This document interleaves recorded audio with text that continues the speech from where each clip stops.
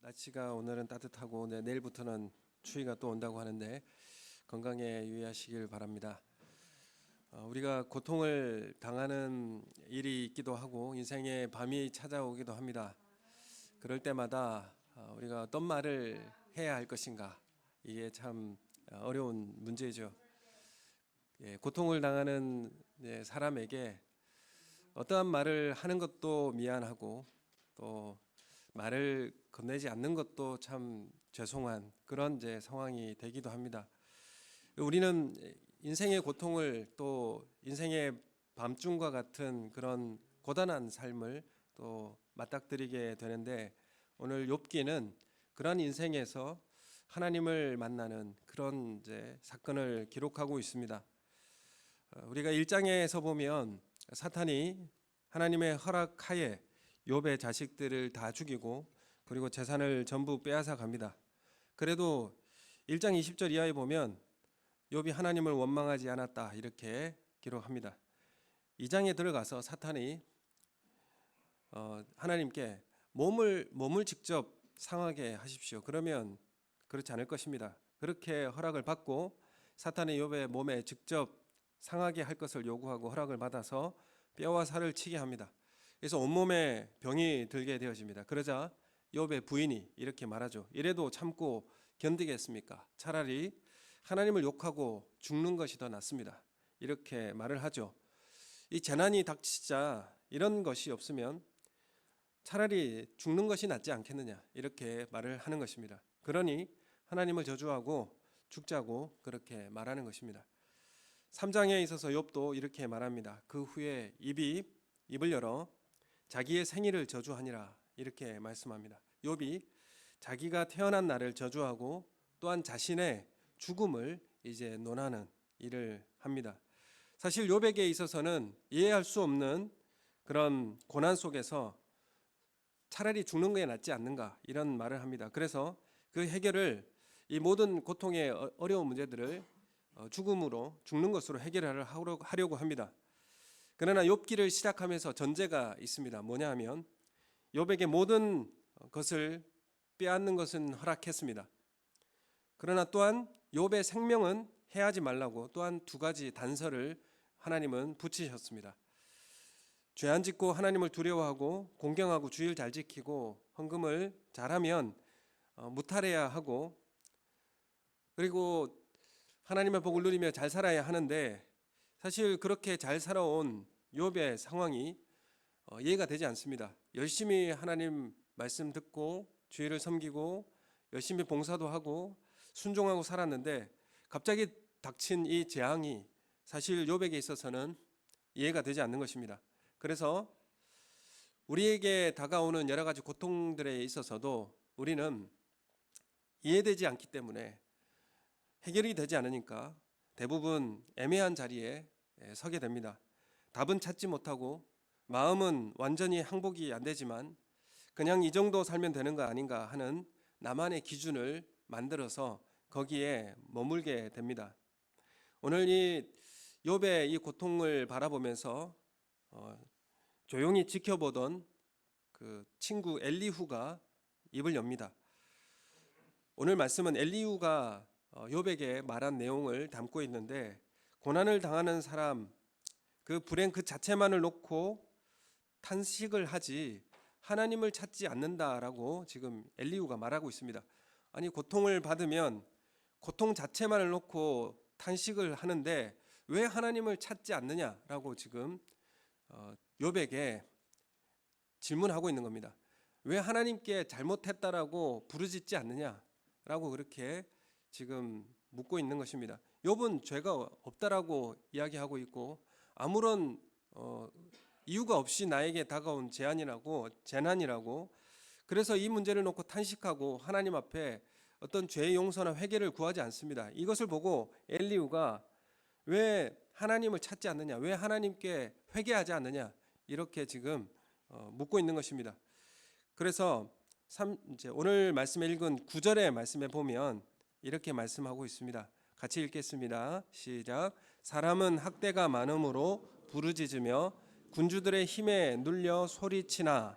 10절 읽겠습니다. 나를 지으신 하나님은 어디 계시냐고 하며 밤에 노래를 주시는 자가 어디 계시냐고 말하는 자가 없구나. 이렇게 지금 엘리후가 욥에게 지금 말합니다. 아니, 고통을 당하면, 사람에게 학대를 받거나 힘 있는 사람에게 눌려 고통을 받으면 살려달라고 그렇게 소리 지르지 않느냐? 왜 너는 하나님이 어디 계시냐며 밤에 노래를 주시는 하나님께 어디 계시냐고 왜 부르짖고 묻지 않느냐? 이렇게 지금 질문하는 것입니다. 욥은 죄가 없어요. 그리고 아무런 잘못을 찾지 못하고 있는데 하나님께 죄를 고백하고 부르짖지 않는 이 욥의 모습을 보고 지금 엘리후가 지금 말하고 있는 것입니다. 왜 하나님을 부르짖지 않느냐? 왜 잘못했다고 회개하지 않느냐? 이 말입니다. 그런데 지금 엘리후가 이 질문을 하면서 사실 진리의 말씀을 여기 하고 있습니다. 하나님이 어떤 분이신가를 소개하고 있는데 밤에 노래를 주시는 자 이렇게 소개합니다. 밤에 노래를 주시는 자. 이 말이 사실 고통을 당하고 있는 그 사람에게 하기 쉽지 않은 말이죠. 왜냐하면 인생의 칠흑 같은 어둠을 경험하고 있는 그 사람에게 왜 밤중에 노래하지 않느냐 이 말입니다. 밤중에 노래하는 하나님 왜 찾지 않느냐 이 말이죠. 왜 하나님께 밤중에 노래하지 않는가 이 말입니다.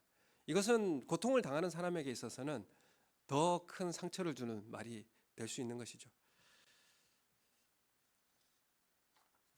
우리에게 왜 밤이 필요할까요? 왜 인생의 밤이 우리에게는 다가오고 왜 필요할까요? 세상에는 낮도 있고 밤도 있습니다. 황혼이 깃드는 저녁에는 하루 종일 고달프게 일한 농부들이 손과 발을 씻고 집에 들어오는 시간이 되어 밤이 찾아오게 됩니다. 밤이 오면 하루의 쉼을 얻는 깊은 잠이 들게 되어지죠. 그래서 밤을 지나고 난 다음에 깊은 잠을 깨고 난 다음 날은 다시 힘을 얻고 일을 할 수 있는 그 시간을 갖게 됩니다. 그래서 하나님께서 베푸시는 축복 가운데 밤은 꼭 필요하고 휴식을 주고 힘을 얻게 하는 중요한 시간이 밤입니다. 또 밤은 공포와 두려움을 동반하는 밤이 됩니다. 세상의 악이 밤에 계획되고 무서운 일들도 어둠 가운데 잉태됩니다. 어두운 곳에 숨었다가 우리를 함정에 빠뜨리고 하는 그런 모든 계획들도 밤에 이루어지게 됩니다. 그래서 밤은 두렵고 좋지 않은 것입니다. 우리 중고등부 수련회가 이번 주에 마치게 됐는데 그곳이 산중에 있는 그런 수련관이었습니다. 그래서 밤에 아이들이 이제 차를 타고 이제 나가게 되면 가로등도 없고 칠흑 같은 어둠이 있으니까 그 아이들이 나는 여기서 못 살겠다 그러는 거예요. 너무 어두우니까 두렵고 그리고 도시에서는 어디를 가나 불빛이 있는데 여기는 칠흑 같은 어둠이 있으니까 살지 못하겠다라고 그렇게 말하는 거죠. 이 밤이라고 하는 것은 두려움도 있고 또한 어두움, 좋지 않은 그런 느낌도 있고 하지만 이 밤은 우리에게 유익이 되고 다시 휴식을 취하고 다시 힘을 얻게 하는 중요한 시간이 또한 밤이 되는 것입니다. 그래서 밤은 양면이 있는 것이죠. 사람에게도 인생의 밤이 찾아옵니다. 세상에 낮과 밤을 허락하시듯이 하나님은 우리에게도 인생의 밤을 허락하시는 것입니다. 갑자기 건강을 잃는 일이 있기도 합니다. 직장을 잃기도 합니다. 가정에 걱정이 생기기도 합니다. 그럴 때 우리는 인생의 밤이 찾아오게 되는 것이죠. 직장을 들어가기 위해서 그렇게 애를 쓰고 힘쓰고 들어가서 시간이 지나다 보면 직장의 고단함과 반복되는 그런 삶의 허무함을 느끼게 되고 그러면서 생각되는 게 이것이 나의 인생의 전부인가 라고 하는 허탄한 마음이 들어오게 됩니다. 그때 우리 인생의 밤이 찾아오게 되는 것입니다. 사람은 본능적으로 밤이 오는 것을 두려워합니다. 그래서 할 수만 있다면 피하려고 하죠. 그런데 하나님은 우리가 싫어하는 밤을 또한 허락하십니다. 세상의 낮과 밤을 만드신 하나님께서 인생의 낮과 밤도 하나님께서 주십니다. 이사야 45장 7절 말씀 우리 함께 같이 읽겠습니다. 이사야 45장 7절 시작. 나는 빛도 짓고 어둠도 창조하며 나는 평안도 짓고 환난도 창조하였나니 나는 여호와라 이 모든 일들을 행하는 자니라 하였노라. 아멘. 하나님은 평안도 짓고 환난도 창조하셨다. 빛도 짓고 어둠도 창조하셨다. 이렇게 말씀하고 있습니다. 하나님은 왜 우리에게 싫어하는 고난과 환난의 밤을 주실까? 세상의 밤을 창조하신 것은 하나님의 지혜입니다. 꽃은 아침에 피어나기 위해 밤이 필요합니다. 꽃을 피우기 위해서는 어두운 밤 동안에 준비를 해야 합니다. 인생의 밤도 이 밤 동안에 우리에게 꽃을 피울 준비를 시키는 것입니다. 이 밤 동안 우리에게 꽃을 피울 준비를 하게 하십니다. 이 고난이 없다면 인생의 꽃은 피워내지 못할 것입니다. 만일 밤이 없이 대난만 걸어가게 하신다면 우리는 어떻게 될까요? 교만해지고 하나님을 떠나게 될 수도 있지 않을까요? 우리가 일을 해보지만 낮에 자고 밤에 일하는 일들을 반복해야 하다 보면 우리는 우리의 삶의 힘을 잃고 리듬을 잃게 되어 있습니다. 하나님께서 우리에게 낮을 주시고 밤을 주시는 섭리가, 그 지혜가 우리에게 있는 것입니다. 예수님께서는 골고다를 향하는 길, 그 골고다를 향하는 길이 잔인하고 무서운 십자가의 길이었습니다. 인생의 가장 어둡고 흑암의 길이었습니다. 예수님께서 그 칠흑 같은 어두운 밤길, 그 견딜 수 없는 고난의 길을 예수님은 그 밤을 통과하셨습니다. 이 길을 통해서 우리 모든 인류가 죄 용서함을 받도록 하시는 하나님의 놀라운 밤의 섭리가 바로 거기에 있는 것이죠. 예수님께서 그 밤을 통과하셨기 때문에, 그 밤길을 가셨기 때문에 우리에게 구원의 놀라운 역사가 주어지게 되는 것입니다. 이것이 우리에게 밤을 주시는 섭리입니다. 우리를 구원하시는 방법이 어두운 밤이라는 길이라고 한다면, 우리를 합당한 하나님의 자녀로 만드시는 그런 방법도 우리를 한밤중에 가는 길을 우리에게 허락하시지 않겠습니까? 오늘 35장 11절의 말씀에 보면 하나님은 밤만 주시는 하나님이 아니라 밤중에 노래를 주시는 하나님이라 이렇게 말씀을 합니다. 우리를 그냥 단지 밤거리의 칠흑 같은 어둠만을 걷게 하시는 분이 아니라 밤에 노래를 하게 하시는 하나님이다, 이렇게 엘리후가 그 부지 중에 하나님을 이렇게 소개하고 있습니다. 밤에 부르는 노래, 이 노래는 낮에 부르는 노래와는 다른 노래입니다. 처절한 실패와 외로움과 침묵, 그리고 눈물과 고통 가운데서 그 아픔을 깨고 하나님을 노래하는 것입니다. 광야 한가운데 물이 없는 그런 갈증과 고통 가운데서 노래가 나올 수가 없는 것이죠. 그런데 하나님은 그 자리에서 노래하게 하십니다. 밤을 만난 인간은 사실 내 힘으로 노래할 수가 없습니다. 그런데 하나님께서는 그 자녀로 하여금 그 밤중에 노래하게 하십니다. 이 하나님을 경험하는 우리 성도님들이 되시기를 예수님의 이름으로 축원합니다. 시골에 보면 우물물을 끌어올리기 위해서 펌프가 있죠. 그 펌프를 한번 사용해 보신 적이 있는지 모르겠습니다. 저는 예전에 딱 한 번 해본 적이 있는데, 이렇게 펌프를 해서 물을 끌어올리는 거죠. 근데 이 펌프를 사용해서 물을 끌어올리기 위해서는 아무리 펌프질을 해도 물이 올라오지 않습니다. 땅속에 물이 없기 때문이 아니라 뭐가 필요한 것이죠? 거기에 물 한 바가지를 펌프에 넣어야 합니다. 마중물이 필요한 거죠. 그 물 한 바가지를 넣었을 때에 펌프질을 하면 지하수가 이제 올라오게 되는 것이죠. 땅속에 물을 끌어올리기 위해서는 한 바가지의 물이 필요합니다. 어두움을 만난 인간, 우리 자신의 힘으로는 하나님을 찬송을 부를 수가 없습니다. 하나님께서 이 한 바가지의 물의 은혜를 부어 주셔야 우리 노래 부를 수 있는 힘이 우리는 생기게 되는 것이죠. 한밤중에 주님을 노래하는 그런 은혜가 우리 가운데 임하기를 예수님의 이름으로 축원합니다. 예수님은 성령 하나님의 인도하심을 받아서 예수님의 십자가를 지시기 위해서 겟세마네 동산의 골고다를 향하여 제자들과 함께 나아가셨습니다. 힘차게 나아가셨는데, 사실 겟세마네 동산의 골고다를 향하여서 나아갈 때에 마지막 만찬을 하시고 그리고 겟세마네 동산으로 가십니다. 근데 그 길이 얼마나 칠흑 같은 어둠이 기다리고 있고 나를 이제 잡을 것이고 십자가에 죽일 것인 이런 사건을 알면서도 그 길을 어떻게 나아가시는가 하면 마태복음, 마가복음에 보면 이렇게 말씀하고 있습니다. 이에 그들이 찬미하고 감람산으로 나아가니라. 예수님은 그 칠흑 같은 어둠을 가실 때에 제자들과 함께 찬송하며 그 길을 걸어갔습니다. 그럼 우리는 밤에 부르는 노래는 낮에 부르는 노래와 다릅니다. 고난을 향해 또 사랑하는 사람을 잃었을 때, 또 실패를 당했을 때, 또 건강이 좋지 않을 때, 앞길이 막막할 때 하나님의 능력을 주시는 그 은혜를 가지고 부르는 찬송은 다릅니다. 그때 부르는 찬송은 다릅니다. 하나님, 우리가 부르는 밤중에 노래를 통해서 우리의 인생의 꽃을 피우게 하십니다.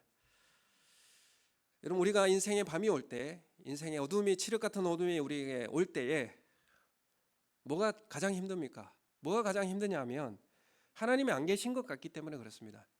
하나님이 정말 계시면 이런 일이 왜 나에게 주어집니까? 왜 나에게 이런 일이, 이런 고통을 나에게 주십니까? 하나님이 안 계신 것 같으니까 내 인생에 참 인생의 밤이 두렵고, 그리고 피하고 싶고, 그리고 이것을 외면하고 싶은 마음이 더 커지게 되는 것입니다. 하나님이 안 계시면, 하나님이 계신다고 한다면 이런 일이 있을 수가 있습니까? 라는 것이 바로 밤의 탄식입니다. 우리가 밤을 맞이할 때 하는 탄식이라는 것입니다. 이 박완서 작가가 쓴 책이 있습니다. 그 책이 제목이 이겁니다. 한 말씀만 하소서. 이 책입니다. 이 책을 제가 인터넷, 요즘에는 그냥 책으로 나오는 게 아니라 그 인터넷으로 그 전자책으로 이렇게 바로 받아볼 수 있기 때문에 바로 구입해서 제가 한번 봤습니다. 이 책 내용에 보면 이 박완서 작가의 아들이, 하나뿐인 아들이 있었는데 25살의 젊은 의사였습니다. 근데 그 아들이 이제 인턴 생활을 할 때에 고달픈 것 같아서 작은 차를 한 대 사줬는데, 그 차를 타고 출퇴근하다가 교통사고로 그 아들을 잃은 이야기고, 그 잃은 가운데서 그 고통과 처절한 이 아픔을 하나님께 토로하고 또 원망하는 말로 이 일기를 쓴 내용이 바로 이 책의 내용입니다. 교통사고로 잃은 이 아들을 두고 하나님 앞에 매일 기도하는 것입니다. 그 기도의 제목이 뭐냐면, 하나님, 한 말씀만 해주십시오.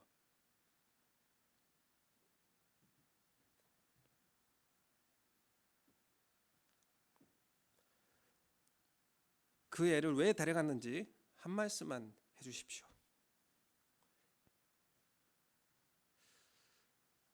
이런 거 잘 안 읽으려고 그랬는데 참 이게 어렵네요. 그래서 이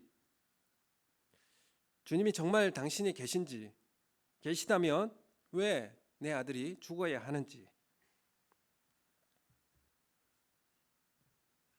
내가 이렇게까지 고통을 받아야 하는 건 도대체 무슨 영문인지 더도 말고 덜도 말고 한 말씀만 해보시라고, 이렇게 애걸하고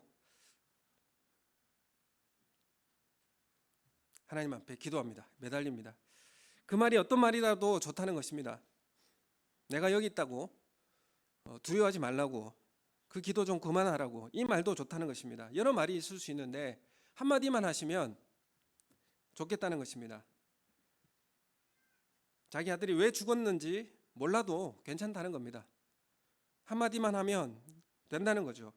하나님 살아계시다고만 한다면 그걸로 받아들이겠다는 겁니다. 그래서 박원서 작가는 기도로 애걸하고 따지고 덤비고 쥐어뜯고 사생결단을 합니다. 그의 아픈 고통이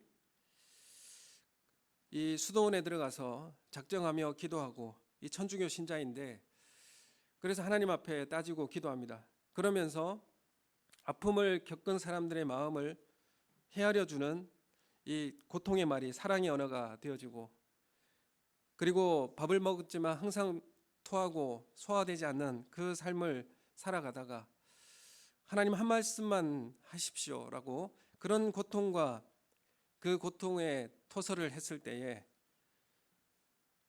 밥이 밥맛이 돌아오고, 그러면서 생명이 나에게 찾아오는 것을 느끼게 되고, 생명의 밥이 되어 돌아오는 자신을 느끼게 되고, 또 분뇨를 받아내는 그 봉사자들의 그 따뜻한 미소를 바라보면서 그 말들이 치유가 되어서 돌아오는 자신을 보게 됩니다.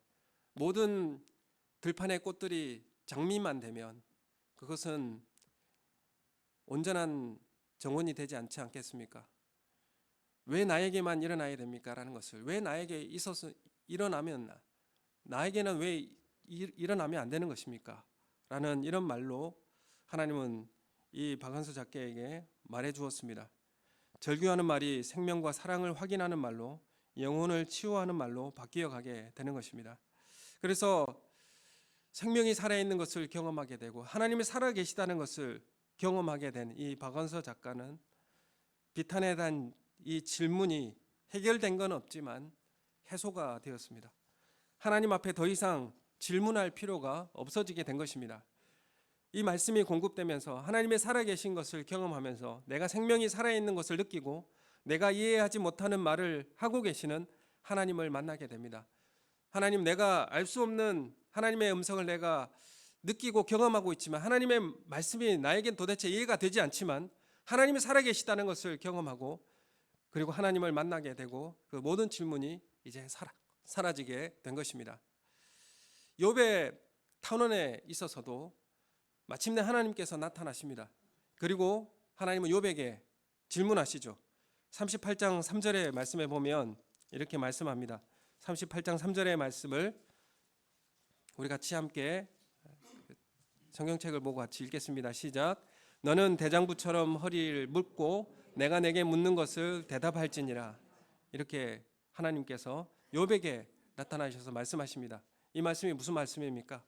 너는 더 용감해야 하고 더욱 한 발자국을 더 내디뎌야 한다. 이렇게 지금 말씀하십니다. 그리고 하나님은 그 이어서 계속 욥에게 질문하십니다. 사람 없는 광야에 비를 누가 내리게 하는 줄 아느냐? 연한 풀이 돋아나게 하는 자가 누군지 아느냐? 이슬방울은 누가 낳았느냐? 이것을 보았느냐? 이것을 아느냐? 이것을 네가 했느냐? 라는 이 말로 욥에게 말씀하고 있지만 이 질문에 욥은 아무런 대답을 할 수도 없습니다. 아무런 대답도 할 수가 없습니다. 왜냐하면 하나님은 이 질문을 그냥 질문으로 하는 것이 아니라 모든 피조물과 욥을 지금 구별하고 있습니다. 욥을 창조 세계 안에 두지 않으시고 지금 욥을 하나님과, 창조주 하나님과 대화하고 질문하고 대답하는, 이런 대화하는 자로 구별된 존재로 지금 욥을 대하고 있는 것입니다. 자연 질서의 한 부분이거나 거기에 속한 작은 조각이 아니라 그것을 보다 더 훨씬 욥이 크기 때문에 욥을 이 자리까지 인도하셨다라고 지금 말씀하고 있습니다. 너는 이 자연 모든 피조물보다 더 크고 귀하다. 그리고 너는 창조주 하나님과 함께 대화하고 하나님과 함께 거하는 자다라는 이런 자리까지 하나님은 인도하고 계십니다. 이 질문은 바로 이 욥을 그러한 자리로 안내하는, 구별하고 있는 그런 질문인 것입니다. 욥기 7장 17절에서 18절에 이렇게 욥이 고백합니다. 같이 읽겠습니다. 사람이 무엇이기에 주께서 그를 크게 만드사 그에게 마음을 두시고 아침마다 권징하시며 순간마다 단련하시나이까. 이 지금 욥이 탄식하는 것이죠. 하나님, 인간이 얼마나 높고 귀하게 만드셨으면 하나님 왜 이렇게 나를, 하나님의 마음을 나에게 두시고 아침마다 권징하고 순간마다 나를 단련하십니까? 우리의 존귀함이 사실은 하나님께서 이렇게 순간마다 나를 단련하시니까 고단할 때가 있습니다. 하나님께서 나를 그렇게 존귀하게 대해 주시니까 짐이 되는 때가 많습니다. 그렇게 고귀한 신앙으로 나를 인도하시니까 너무나 힘들 때가 있습니다. 그래서 우리의 탄식이 뭡니까? 쉽게 살고 싶습니다. 그냥 남에게 해를 끼치지 않고 비난받을 일 하지 않고 착하고 명예롭게 살다가 죽어서 그냥 천국 가는 것, 이렇게 사는 것이 내가 바라는 것이고 그렇게 쉽게 사는 것을 나는 바랍니다. 그런 것들이 우리 가운데 있습니다. 그런데 하나님은 이렇게 인도하시지 않습니다. 하나님 우리를 그 정도로 만족하게 만들지 않으셨다라고 말씀합니다. 38장 8절에서 11절까지 말씀을 우리 같이 읽겠습니다. 시작. 바다가 그 모태에서 터져 나올 때에 문으로 그것을 가둔 자가 누구냐? 그때에 내가 구름으로 그 옷을 만들고 흑암으로 그 강보를 만들고 한계를 정하여 문빗장을 지르고 이르기를 내가 여기까지 오고 더 넘어가지 못하리니 내 높은 파도가 여기서 그칠지니라 하였노라. 아멘. 하나님은 이 바닷물의 높은 파도의 난폭함과 이 무질서를 간신히 막아내는 것이 아니라 더 나아가서 막아내서 넘어오지 못하게 했다라고 이렇게 말씀하고 있습니다. 바다 물결이 으르렁거리며 욥에게 닥쳐오지만 넘어오지 못하게 하나님께서 막으셨다라는 것입니다. 무엇으로 막으셨냐 하면 구름으로 옷을 만들고 흑암으로 강보를 만들어 문빗장으로 가두었다 이렇게 말합니다. 강보를 만들었다라는 것은, 강보는 갓난아기를 싸는 이불입니다. 갓난아기를 싸는 이불로 뭘 막았다고 합니까? 흑암을 감쌌다는 것이죠. 흑암을, 강보를 만들어 어린아이 아는 것처럼 바다를 감싸 안았다라는 그런 의미입니다. 하나님 앞에서는 이 흑암도 어린아이와 같은 것입니다. 바다의 그 물결과 으리렁거리는 그런 그 고통, 그런 두려움도 하나님 앞에는 어린아이와 같은 것입니다. 그렇게 바다를 감싸 안으셨다라고 하나님은 말씀하십니다. 이 난폭한 파도와 흑암이 있을 때, 그때 내가 없다고 말할 때에, 하나님이 없다라고 말할 때, 그때 나는 이렇게 너의 앞에 있었다, 이렇게 지금 말씀하고 있는 것이죠. 그 파도와 그 물결 앞에 내가 그것을 넘어서지 못하도록 내가 막아서고 있었다, 이렇게 하나님은 말씀하고 있는 것이죠. 그 고통의 때에, 그 한밤중에 길을 걸어갈 때에 난 이렇게 너와 함께 있었다, 이렇게 말씀하시는 것이죠. 욥의 고난은 욥 한 사람을 시험하는 것에 그치지 않습니다. 하나님은 욥의 고난에 뒷짐지고 바라보면서 잘하나 못하나 지켜보다가 못하면 심판하시는 그런 하나님이 아닙니다. 하나님의 모든 명예를 욥에게 맡기시고, 그래서 욥이 실패하면 하나님도 실패합니다. 그래서 하나님의 모든 이름의 명예를 욥에게 지워주고, 그리고 욥에게 그 길을 함께 걸어가자고 지금 하나님은 말씀하고 계시는 것입니다. 얼마나 우리를 고귀하고 하나님께서 귀하게 여기고 계시는지를 이 말씀을 통해서 알게 되는 것입니다. 하나님의 모든 명예를 욥에게 맡기십니다. 또한 욥에게 맡기셨듯이 우리에게도 맡기시는 것입니다. 욥의 고난은 자신의 인생만을 책임지면 되는 평범한 한 사람으로 존재하는 것이 아니라 하나님의 그 이름의 명예를 위탁받은 자로 존재합니다. 그만큼 고귀한 존재로 하나님은 대우하시기 때문에 그 칠흑 같은 어둠의 밤을 지나게 하시는 것입니다. 이런 사실을 알게 될 때에, 그 하나님을 만나게 될 때에 우리는 질문이 없어지게 되는 것입니다. 하나님의 수많은 질문은 욥이 대답하지도 못할 뿐만 아니라 대답할 수도 없고, 욥은 질문하고 싶은 마음도 이제 사라지게 되는 것입니다. 그래서 마지막 욥기 42장 6절에 이렇게 고백하죠. 우리 말씀을 찾아보시면 42장 6절 말씀에 보면 하나님을 이제 만나 뵈었고 이렇게 고백합니다. 42장 6절 말씀 같이 읽겠습니다. 시작. 그러므로 내가 스스로 거두어 드리고 티끌과 제 가운데에서 회개하나이다. 아멘. 그러므로 내가 스스로 거두어 드리고 이제 티끌과 제 가운데서 회개합니다. 이것은 어떤 의미인가 하면, 하나님, 나는 많은 멸시와 여러 가지 고통을 받았지만 지금 잿더미와 티끌 위에서 이제 그대로 앉아 있습니다. 아무것도 변한 것이 없습니다. 그런데 하나님 내 안에 오시고 하나님이 계심으로 나는 이제 살아갈 수가 있습니다. 이런 고백을 하고 있는 것입니다.